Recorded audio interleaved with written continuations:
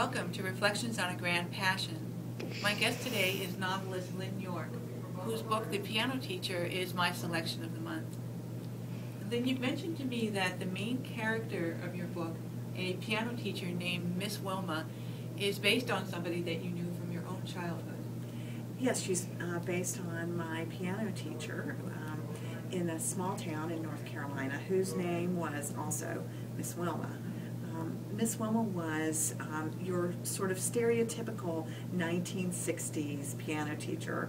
She was very strict, very rigid, and that's the kind of person that we think we know all about. But when I was a child one day, I walked into a lesson, and there she was, just working with her best student, and he was about to go down to an audition for college. And she was totally transformed in this moment. She was a fluttery teenager. She was all nervous for him. She was being sweet. And so I realized in that moment that she was really a three-dimensional person who had many facets. And so, of course, that's an ideal person for fiction. Absolutely. I love that idea of Miss Wilma transforming into a fluttery teenager. Well, Lynn has agreed to read a couple of selections from her book, The Piano Teacher, and the first one we'll hear is about this experience of seeing her piano teacher in a new way. Of all Miss Wilma's students, James Moody was the prize. He was the proof of her system, proof of the almighty hour of practice each and every day.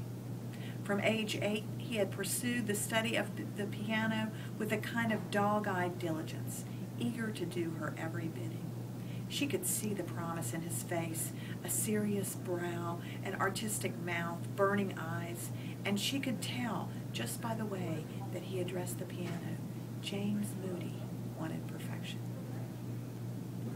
When he played, he would raise his elbows and hold his arms away from his torso, as if only his fingers were worthy of approaching the instrument. Some days he worked so hard that Miss Wilma would catch him literally hammering the piano, the sound obliterated by the effort itself. In those 10 years of preparation, 10 years in which her own life had changed no more than the tick-tock of a metronome, James had taken every morsel she had to offer and would, on occasion, produce a phrase and increasingly a page or two that were so close to right that she would swear that she had dreamt it out of him. Well, I think for many of us growing up, piano teachers were somewhat impenetrable. They were the older adult whom we saw once a week for our piano lesson. But your book has been called Whimsical, Somewhat Madcap. Tell us about how you took this rather staid figure of a piano teacher and transformed it into some interesting action.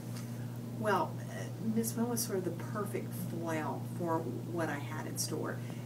This novel really covers the span of 1 week in her life, and it's the most action-packed week that she's ever experienced. She not only has a wedding and her spring recital, of course it's her busy season, but she ends up having to solve a murder and go on her first date in 20 years, and then of course she has way too many people in her house. It's hard to decide what would be more difficult, a spring recital, first date in 20 years, or house guests. I think she finds them all equally challenging. Not to mention the murder. That's right. She wondered if her old students still thought of her when they heard a Bach invention on the radio or sang a hymn in church. Maybe for them she lived solely within the moldering pages of the scale books, tucked away in the piano bench. She wondered if they remembered anything about her, anything at all beyond the marks she made across their sheet music. If anyone in town actually thought of her in her kitchen fixing breakfast. Here comes Miss Wilma, the piano teacher, or there goes the organist for our church, they would say. And never, good morning, Mrs. Mabry, as would be proper. Well, so what's interesting is that then you actually stopped playing the piano when you were 18 years old after high school. Yet I know from our conversations that you found the act of writing this book to be a musical experience. Oh, definitely. I think that once you're trained with music, that you train your ear to hear music in words.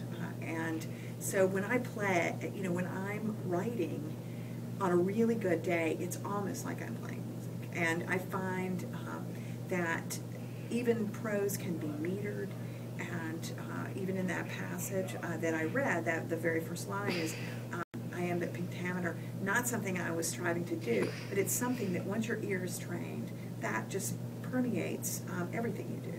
Now, this line was in your first reading, and Right. what was the line again? Of all Miss Wilma's students, James Moody was the prize. Oh, that's beautiful. And so, I am at pentameter again is... It's just it's a metered line. It's the form that Shakespeare used for all of his plays. Not that I have that skill every day, but once in a while you can pull it out. That's wonderful.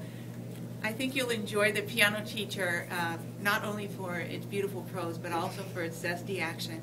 And you can buy the book on Amazon, and it's also available on Lynn's website at www.lynnyork.com. Thank you for joining us. Oh, thanks for having me.